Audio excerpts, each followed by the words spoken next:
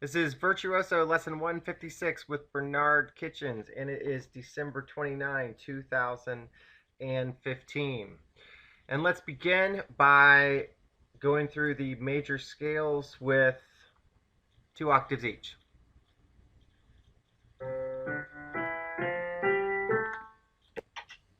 Wait, I'm sorry.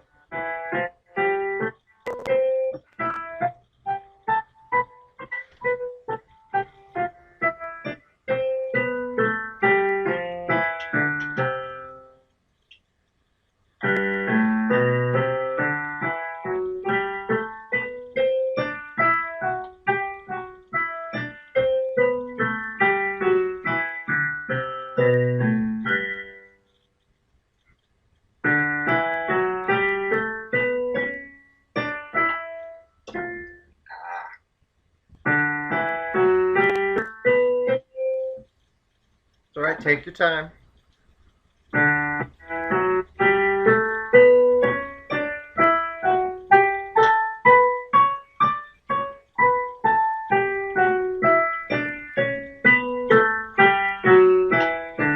Nice.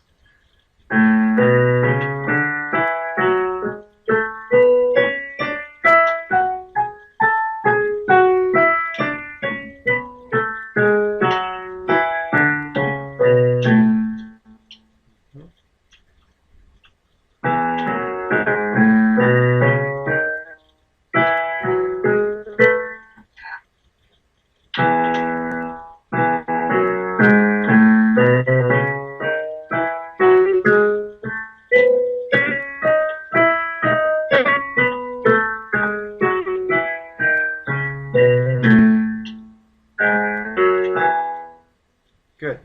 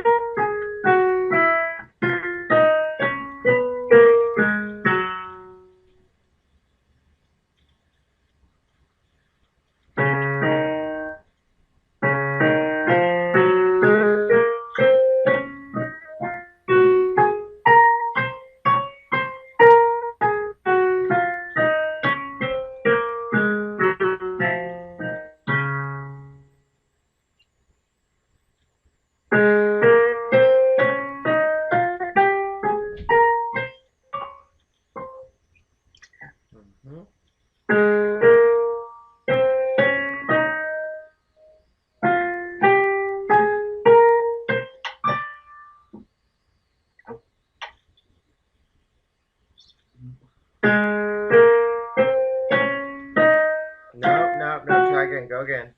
You were fine before, you just lost track of what key you're on.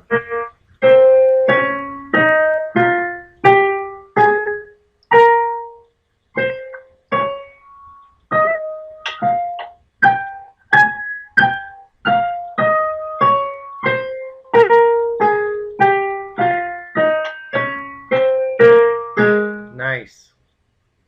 Good recovery.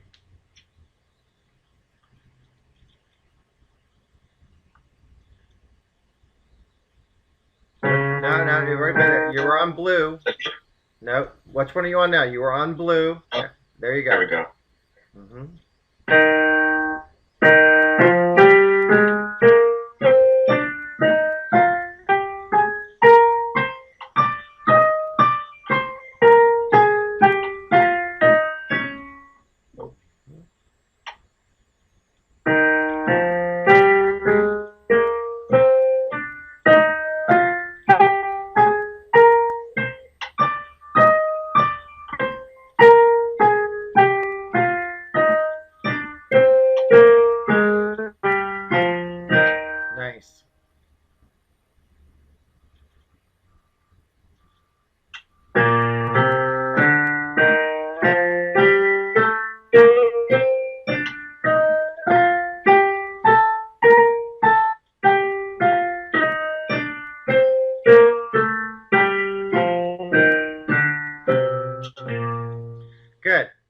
I'm just going to keep asking you this question for every lesson in a row for a while. So again, why did we start the scales on red instead of red violet?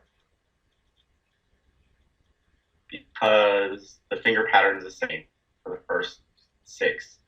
And what's different about red violet compared to the other white note finger patterns? I know the thumbs line up, right? Yeah? In what way? At the octave. Every time. Yes. Every time. That's the difference. On the other ones, they only line up at the octave. On red violet, they line up every time they play. Okay, every time. Every time. It's just an important feature. That's why I say I'm just going to keep covering it. Good. So, and that's the difference then. That's the setup for switching to doing the arpeggios now, because we can start with red violet, because with the arpeggios, it does have the same pattern as red and red orange and whatnot. So that's why with the arpeggios, we're actually starting with red violet, so we're getting the entire sequence from beginning to end of same types of scales. So let's start with red violet and just block them out and run around the circle. No, I mean just do them solid all together and just block it out all the way through first. Both hands at the same time. Wait, there, right? Yeah. Oh, same time. Wait. Same time. And then just go to the next one. No, just go to the next one. Just go from red to red, red violet to red to red orange. Just directly.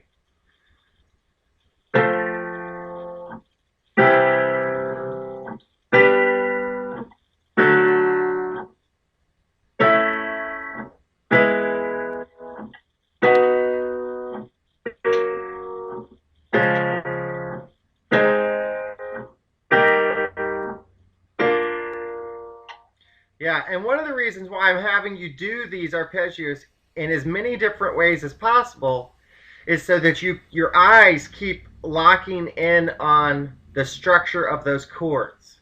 That's the whole point. How many different ways can your brain see the same material in order to just get these patterns locked in? Okay, let's block it out and then play it arpeggiated, hand over hand. Wait, so we're starting with... Start with red violet. Starting with red violet. Go down an octave. So we're hand over hand first. Block it out. Good.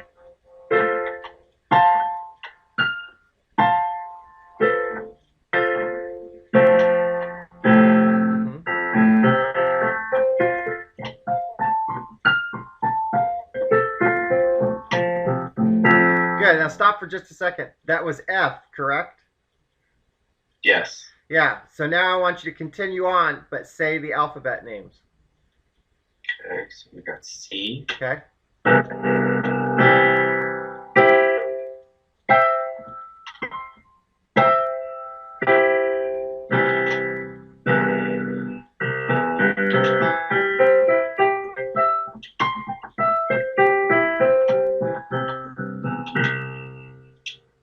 G.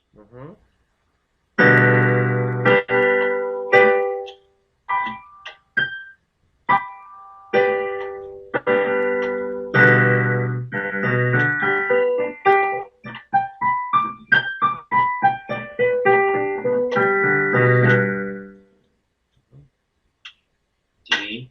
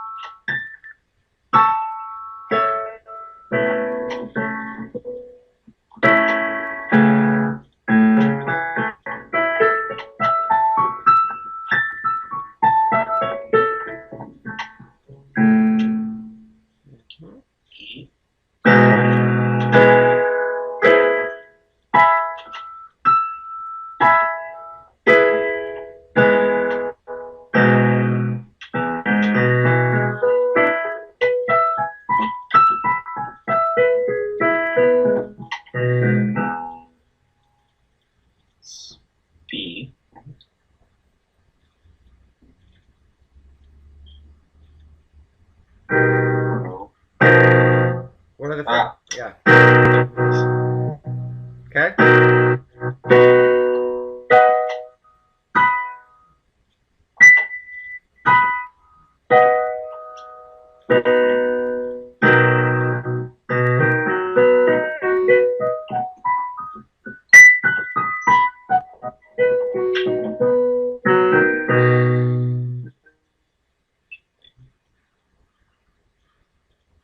Okay, so this is F sharp. Yep.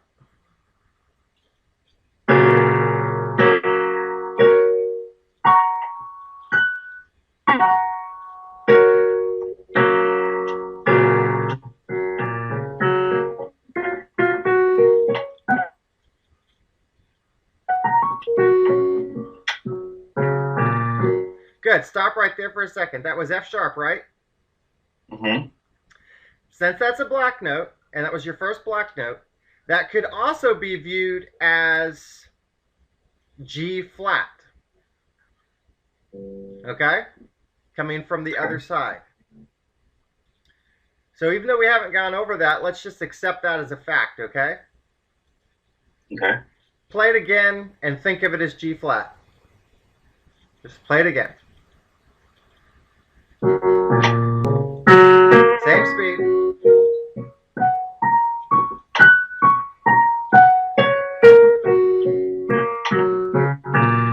Cool. So now we've switched from sharps to flats. And so what from G, what's the next one going to be alphabetically?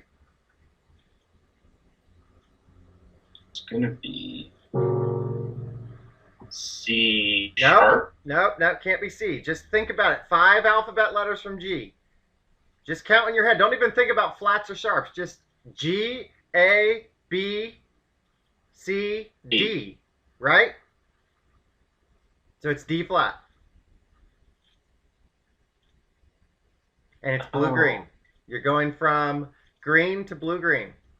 Go for it.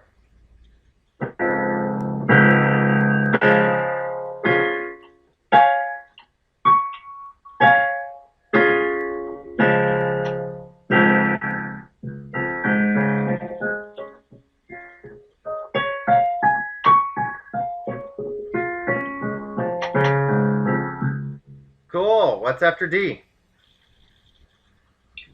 Just count 5 letters in your head.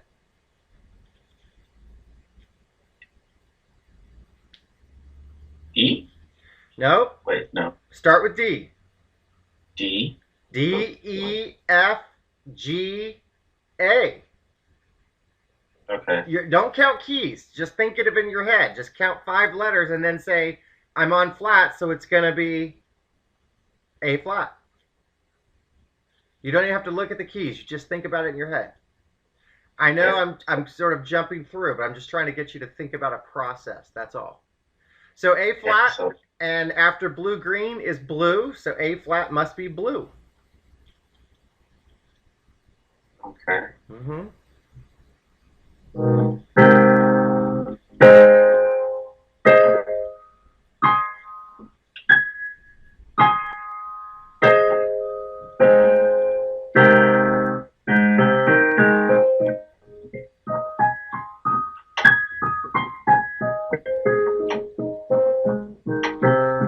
Cool. What comes after A?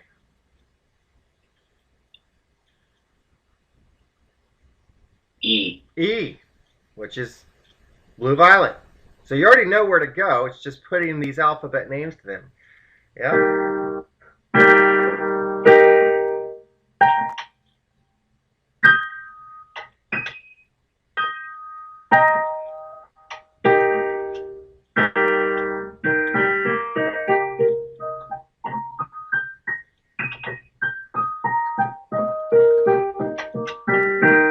Cool. So that was E. That's E flat major. So what comes after E flat? B. So yeah, B flat major, which is violet. Yep.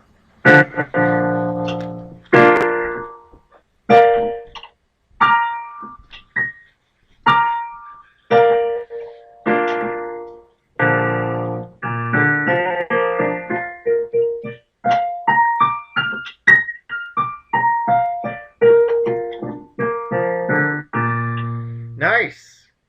Now, whether or not that makes perfect sense to you yet, because that's the first time it's been introduced, we're going to keep going through it.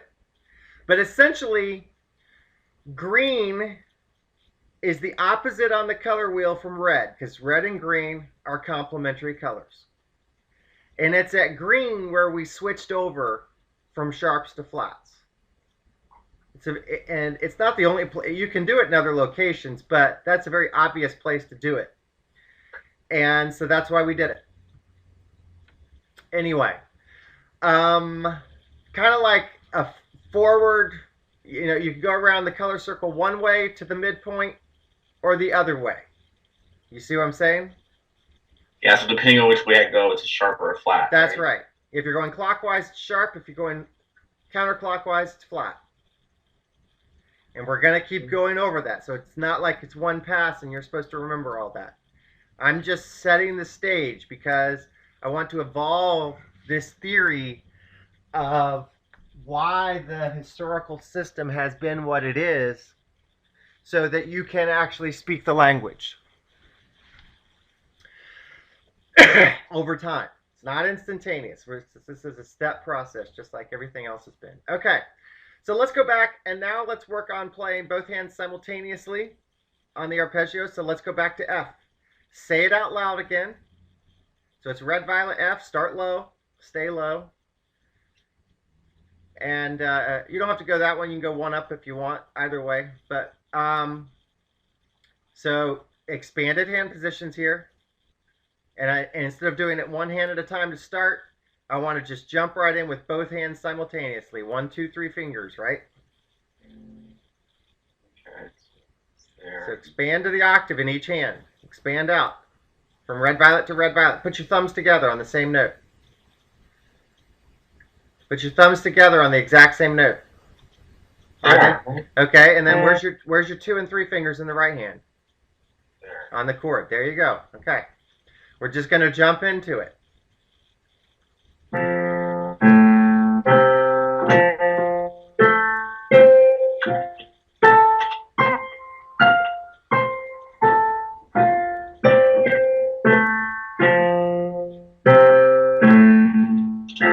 Good. Go ahead. Stop for a second. Stop. Go ahead and jump down to the next one down, to the lower red violet. Make sure you play 4 octaves. Go ahead.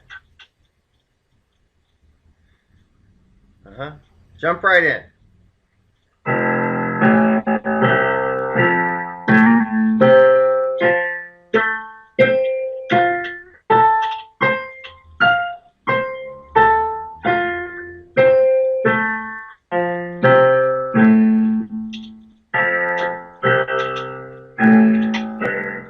Good. Go on to the next one. What is it?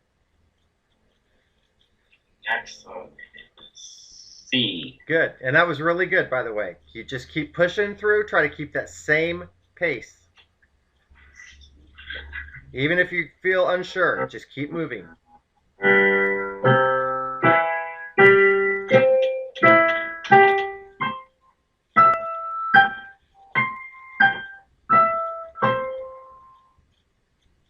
Stretch.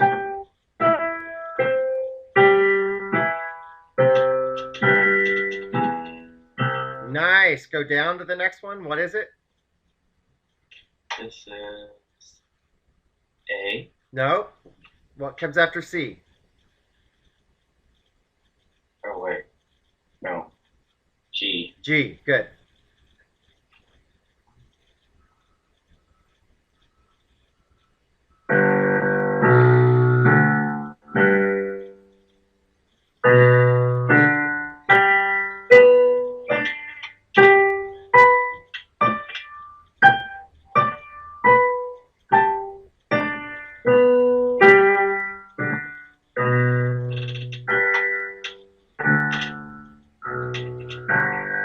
Nice. And what comes after G? G. D. Good. Go up. Yep. Good. So now you got your black note in the middle. Expand to the octave and start playing.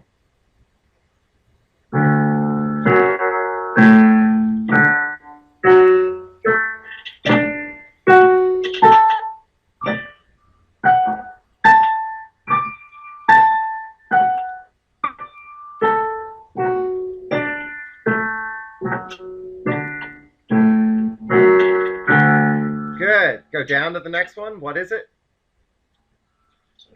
D. A. Good. Go down. Yep. Good.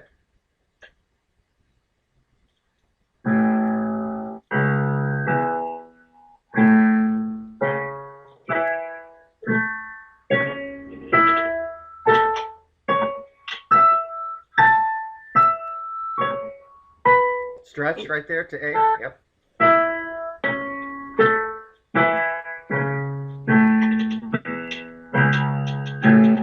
Good. Go up to the next one. What is it? It's E. Yep.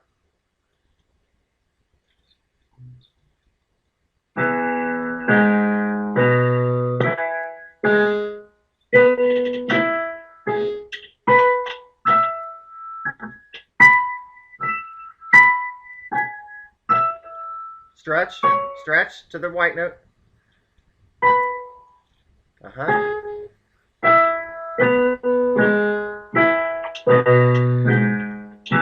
Good. Go down to the next one. What is it?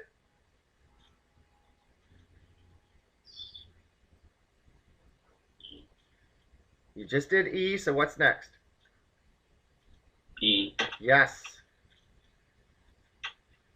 And this is where you start with 2 black notes, right?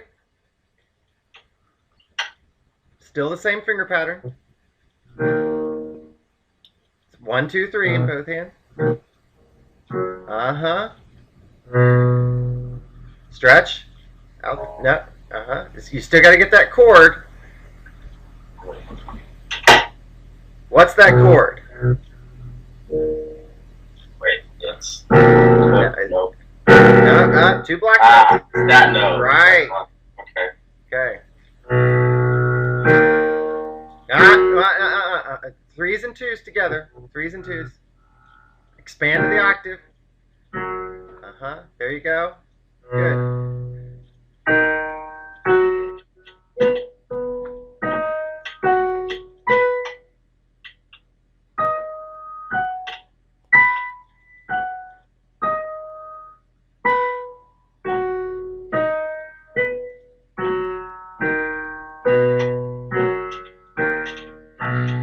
Nice. What's after B?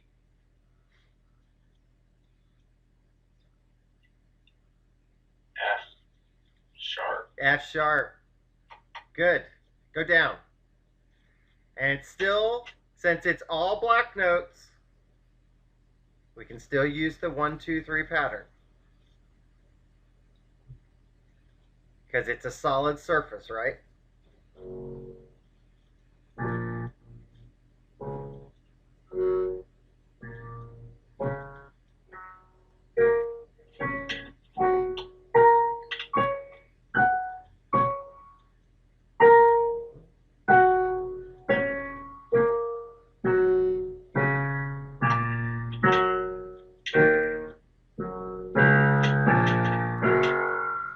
Okay, cool. So let's just abstractly go through this in your mind. We started on F, and the first 3 are a group because they have all white notes, right? Yes. And what are the names of those 3? That's F, C, and G. Good. All right, the next group of 3 shares what in common?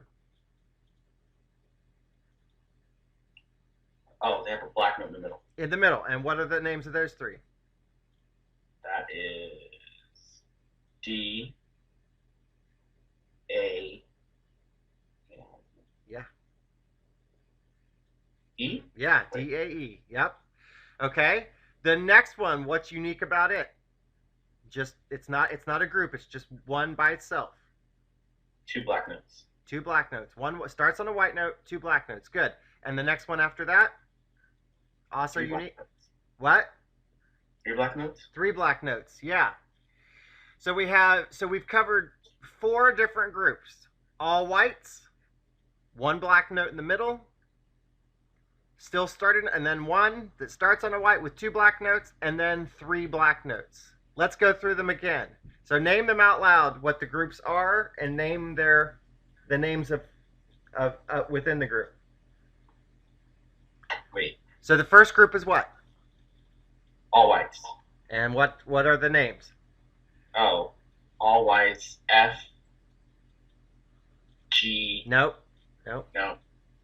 F, C, G. Yes. Next group Is white note in the middle. not a white note in the middle.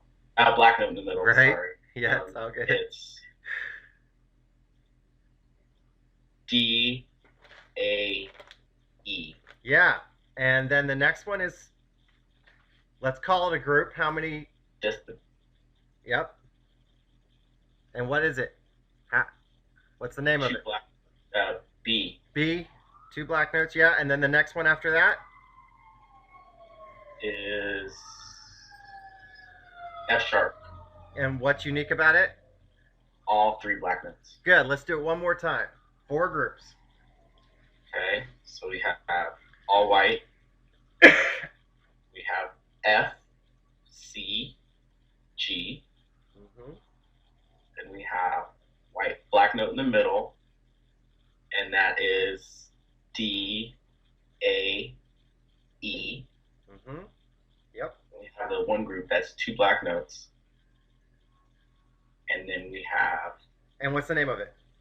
Oh, that one is B. Yep. And then what? And then we have F sharp, which is all black notes. Good. Let's play through them straight through again. You did really well first time out. I mean, we didn't do any other prep today, and that was awesome. So go ahead and start on the lowest F and run them through.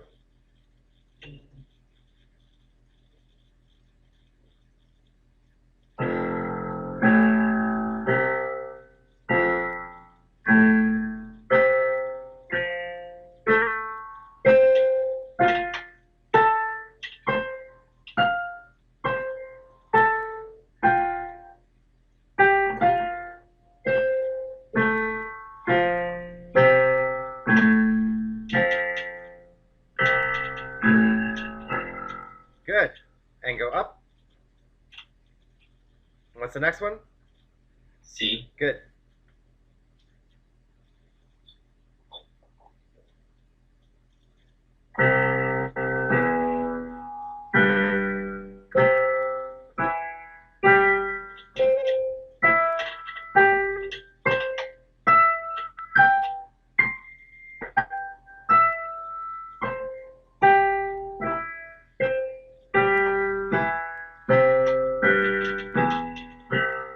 Nice. And go down to the next one.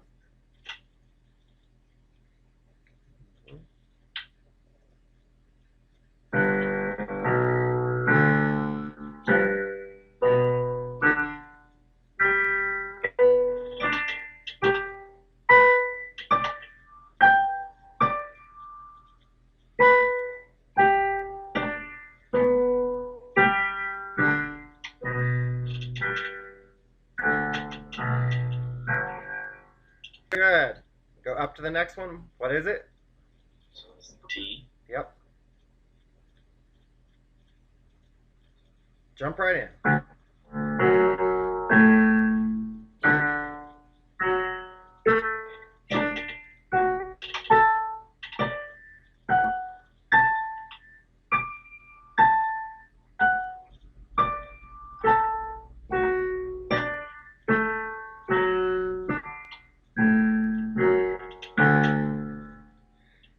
Nice. Good.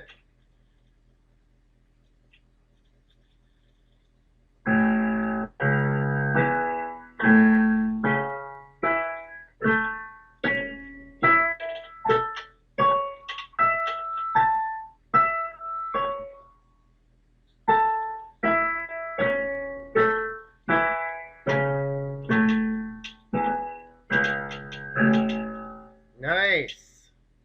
E. Yep.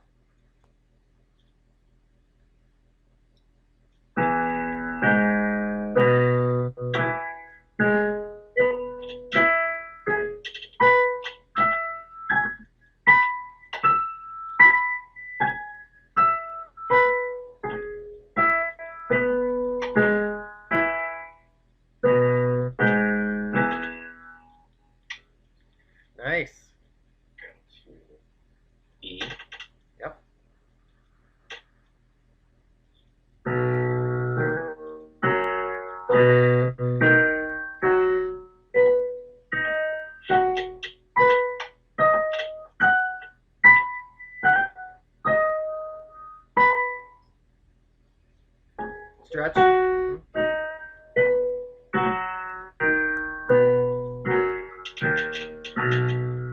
Nice. Now we have F sharp. And go down. There you go. Good.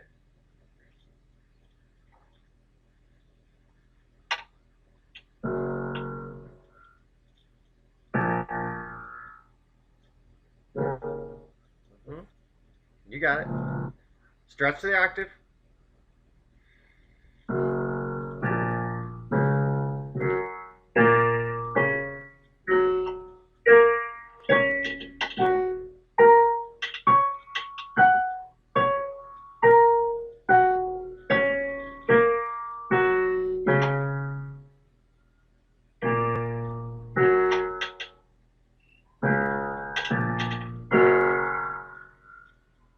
Nice.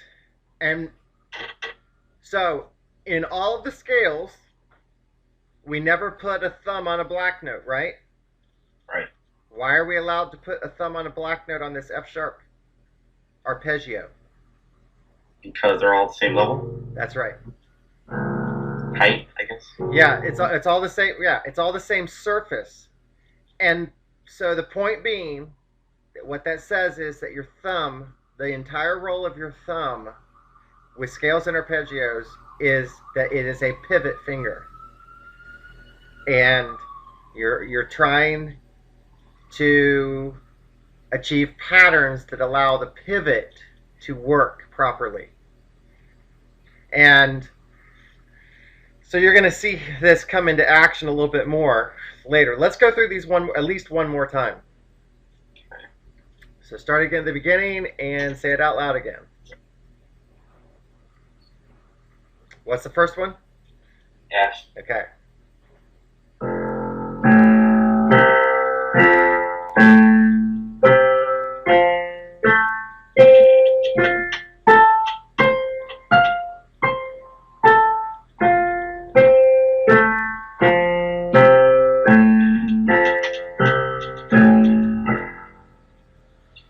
C.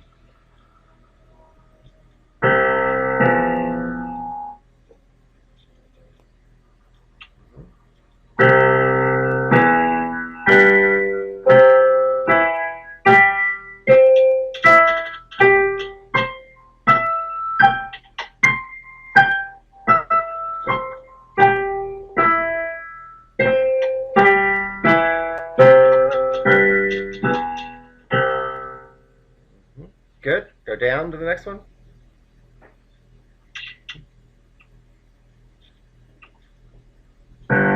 What's the name of it?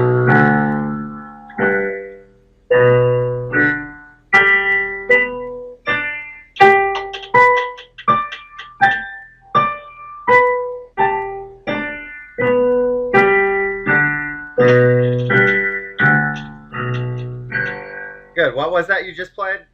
What was the name? G. Yeah. What's next? D. Okay.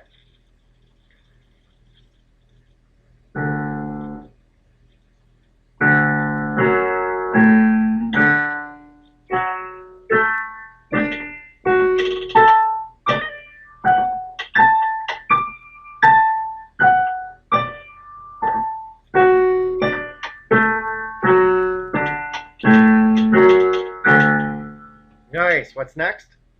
Next is A.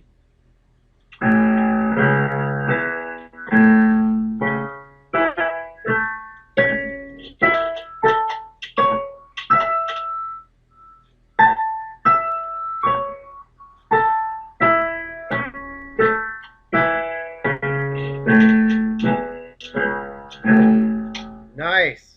What's next? B. Yep.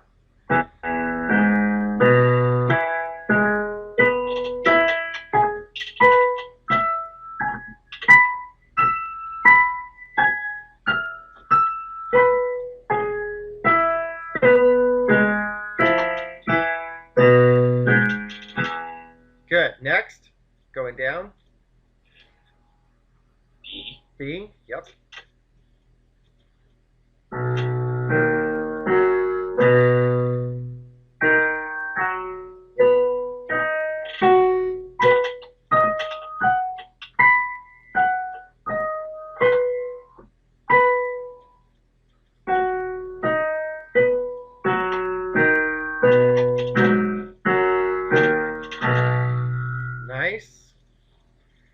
next going down? F What? sharp. Yeah, F sharp. Good. Stretch the octave.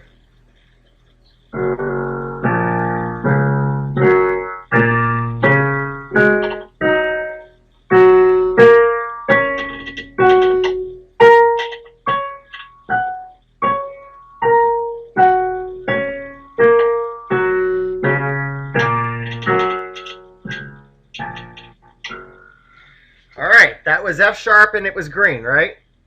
Yes. All right, now play one octave in your right hand of the red scale.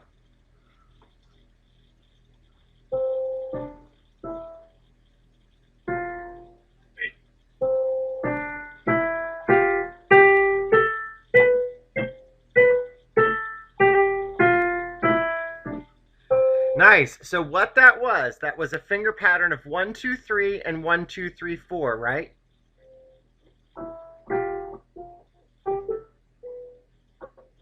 Right? Correct?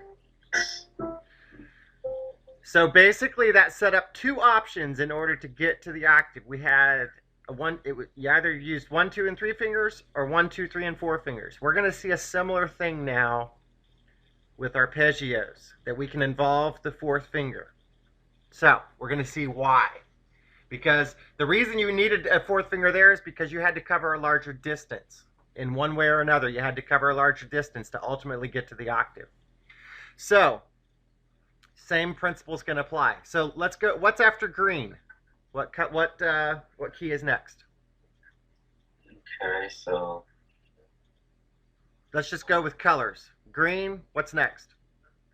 Think of your scales. What comes after green?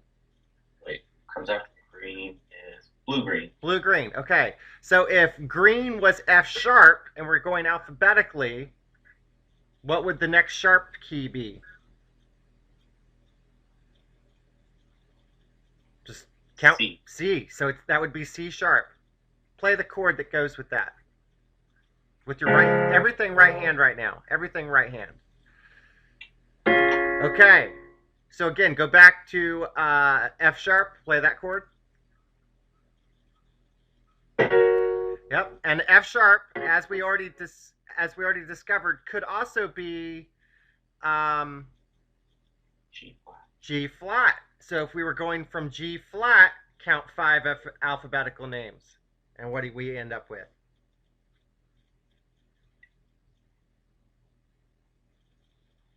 Wait, do I count backwards? No, still can't. We're going forwards right now because we can.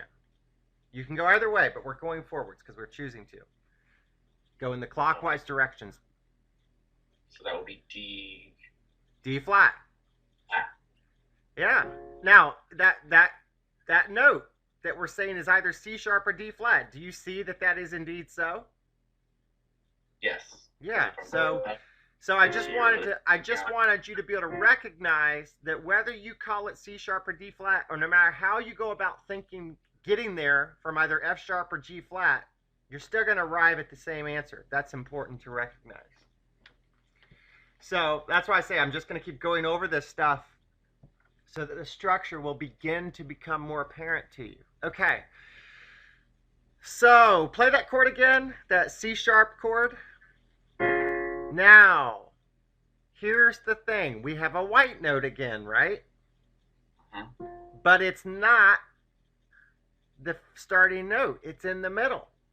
And what do we know about white notes thus far? They need to be thumbs, because the thumb pivots better from below than above. So if your thumb, so we need that chord to have a thumb in it right now where your third finger is. So put your thumb on that note. Put your second finger on the next note after it. Not prior, following it. Now we're going to play this chord out of order. And now the next note following that would be the C sharp above. Nope. Just go back to your thumb. Hold those 3 notes. I just want you to hold those 3 notes. Wait, so we're holding. Thumb, then second finger. So this. Nope. Thumb on the white note, then second finger. Yep. What's what is that next note? Blue. Play the second finger on blue. And then play the C sharp above it with what? Go ahead and play it with your third finger for a second. Play it all at the same time. Do you see how there is a pretty big stretch between your second and third finger? Yes. Good. Now, your thumb right now is on F, right? Yes. Okay. Let's go back to B. Go down to B below and play the B chord, which normally would have your thumb on it. Now, notice in that chord how the second and third fingers are much closer together, aren't they? Yes. So that's why we use the third finger on that chord, because ergonomically it actually fit the ergonomics if you stretch out to the octave. Now, what I want you to do is put your fifth finger on red violet. Yes, F. Now you tell me that C sharp, which finger, no, not the second finger. Does your third finger or fourth finger fit that note better? I think fourth does. Yeah, in terms of a natural stretch of your hand, it does. And the distance between, it creates more of a normal distance between your second and fourth finger than between your second and third finger. So, this is where the pattern switches. Kind of like the scales. We're covering a larger distance, so we need to involve the fourth finger. And indeed, that's what it is. So, it's 1, 2, it's a 1, 2, and 4 fingers for the scale. So, if the scale actually starts on C sharp, then you're literally starting this with your fourth finger. So, put your fourth finger below your thumb. Start with that. Let's just go 2 octaves. So, 4, 1, 2. 4, 1, 2.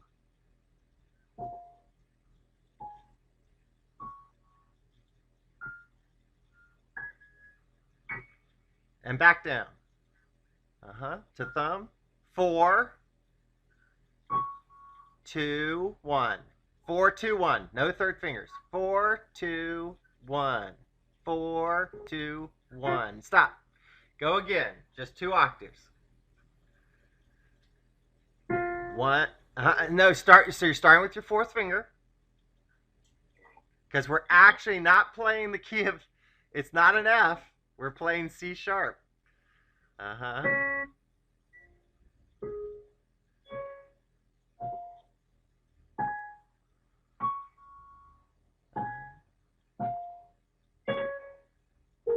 2, 2. No third fingers. No third fingers.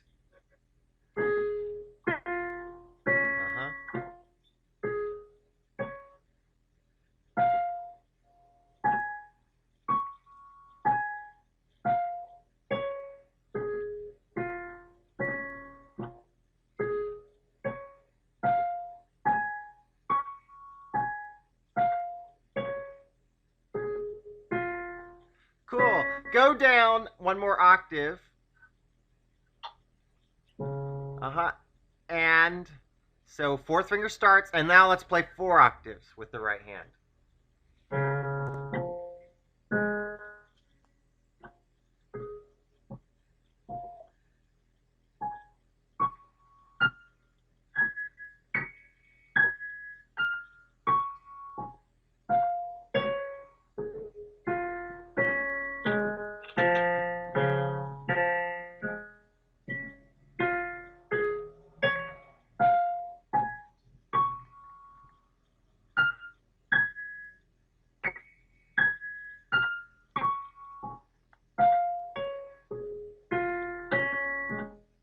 All right, stop for a second.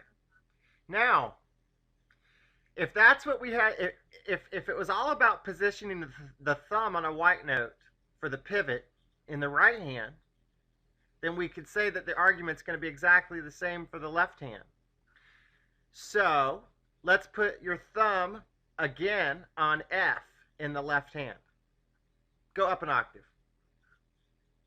Okay, so there's your thumb. Now, which finger is closer to your thumb as C sharp? Your second finger or your fourth finger?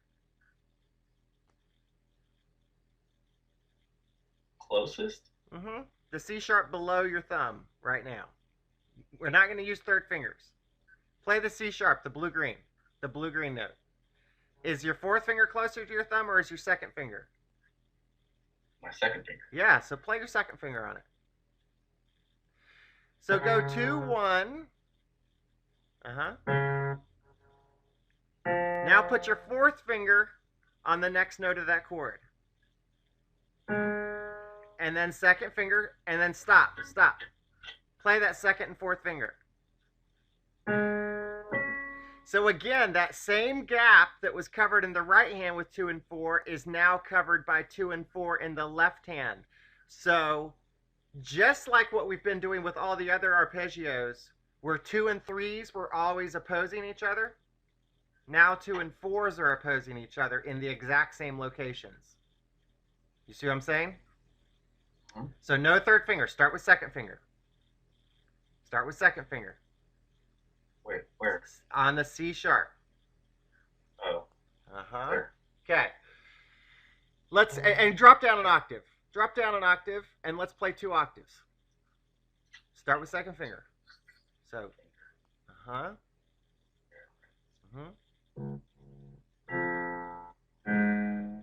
2. Second finger's next. Second. C sharp.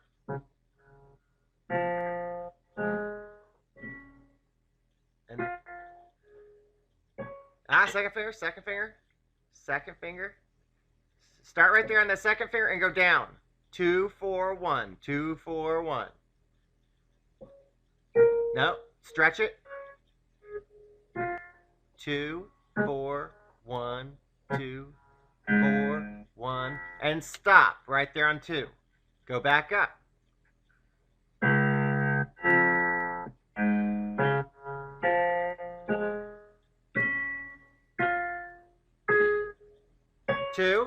Two. One more, keep going in one more octave. Second, and back down. No, we're ending on C sharp, not your thumb. Go on.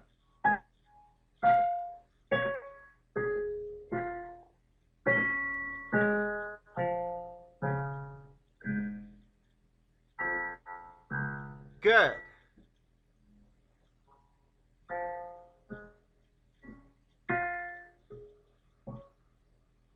Keep one more octave. Stop. One more octave. Oh.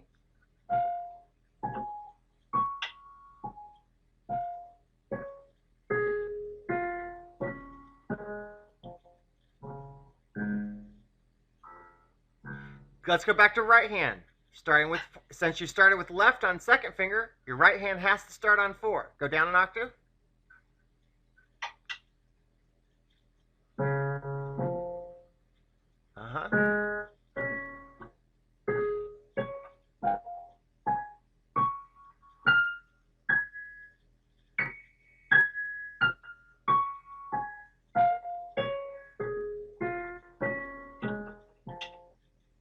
Good. Let's go back to left hand, starting on second finger.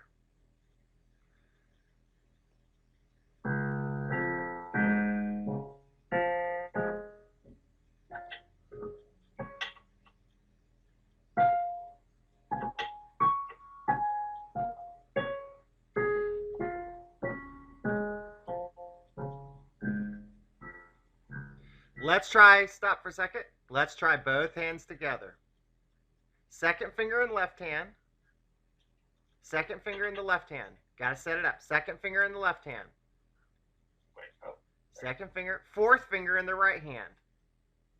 Going to thumbs. And then 2s and 4s. 2s and 4s.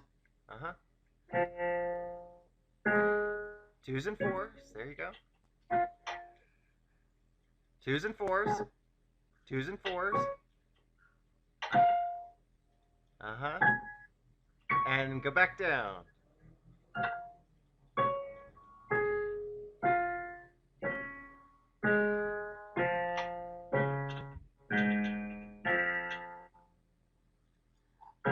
And let's stop right there. That was incredible, Bernard. That was absolutely incredible to do that quickly and pull it off and switch your whole perception. Um, I want to leave it at that. I don't want to push it any more than that today. We'll stop a little bit early, but I want to. So you can. I want you to be able to hold everything else that you've done in your memory without losing it, but just this slight foray. But this is what we'll work on next time. But you see the logic of it. I do. Okay. I mean, it's just a subtle switch. Yeah. And there is no other patterns. So basically, all arpeggios are going to be 1, 2, 3 or 1, 2, 4. And you've already covered 8. So we only have, and we just did one more. So we're working on the last 4 right now. And that's the difference. It's either, it's based on ergonomics and how far the distance is between the remaining notes. And that's all it is. And so anyway, we'll keep the logic right there for now. But I mean, we covered, if you'll see, every day we're covering so much more ground from the previous day. I mean, we got through everything that we had done last lesson within 20 minutes this time. And then we're just pushing forward. So it's all really, really good stuff. So let's leave it there. That'll conclude Lesson 156 with Bernard Kitchens on December 29, 2015.